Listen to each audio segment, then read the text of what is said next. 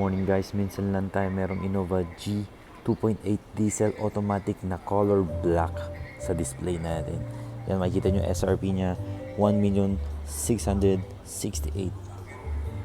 Yan, kaya take advantage natin ngayon ng opportunity na to para i-video natin to guys. Pakita natin sa inyo mga features. So, first in all, makikita nyo yung mugs niya guys. Ang ganda, diba? Yan, meron siyang black tsaka silver finish na mugs. Tapos, meron din siyang chrome handles. Chrome handles yan guys. Tapos meron din chrome yung kanyang side mirror. Tapos with signal lights din po yan. Yan, punta naman tayo sa fashion niya guys. Tingnan nyo. Yan, meron siyang dalawang fog lamps. Meron dito, tapos meron din dyan po. Yan. Napakaganda talaga pag color black, diba? Yun, no? Tara, pakita ko sa inyo yung loob. Napakaganda pa naman ang loob nitong Innova G. Okay, so automatic transmission to guys. Yan, no? Kita nyo may piano finish na black color dyan, no? Yan, no? Yan yung mga controls niya. All automatic, powered po yan. Retractable side mirrors din. Ayan po yung controls niya. Yun, no? So yan, pakita ko sa inyo guys. Yun, no? So ang Innova G natin yan, it's 7 to 8 seaters yan guys. So yan, namumove back din siya ganyan. Yan, no?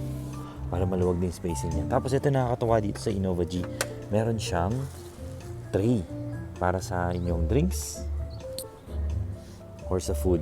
Yan, pag may kailangan kayo ilapag dyan guys, pwede nyo ilagyan yan dyan. Pakasocial lang tingnan. Tapos tingnan nyo yung lights niya dun sa taas ng ceiling niya. Diba napakaganda guys? You know? Ang ganda talaga ng loob ng Innova. Tara, punta naman tayo sa harapan. You know? Leather stitch na rin yung kanyang steering wheel guys, oh. Ang ganda. Yan, sarado natin yung pinto. Kita nyo, wood finish din yung kanyang mga accents sa loob guys, oh. Tapos yan, meron din siyang cup holder dito. Yan. Ganda rin ang kanyang MID guys, oh. Nice. Tapos, yan. Ito yung mga modes niya. Eco mode, power mode, traction control. Ito yung kanyang mga control sa temperature. Yan, pati sa likod na fan. Tapos, ito yung kanyang infotainment system. Yan, kita nyo, wood finish din yan guys, oh. Napakakinis. Ganda. Meron siyang cool box din, ha? Ayun ang maganda kay Innova. May cool box. Ayun, ventilated yan guys. So lumalamig yan. If ever may mga drinks kayo na gustong palamigin, chill dyan. Tapos yung compartment niya sa ilalim. Yun, no? Itong ganda rin, no? Ng kanyang mga lights dito sa unahan. Yan.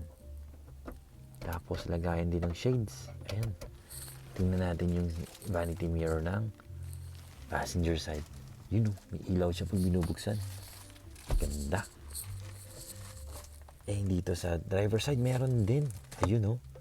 Pati pala sa driver side, pag G variant ang gamit mo. Yan. Pakita ko naman sa inyo yung controls niya dito and commands dito sa kanyang steering wheel.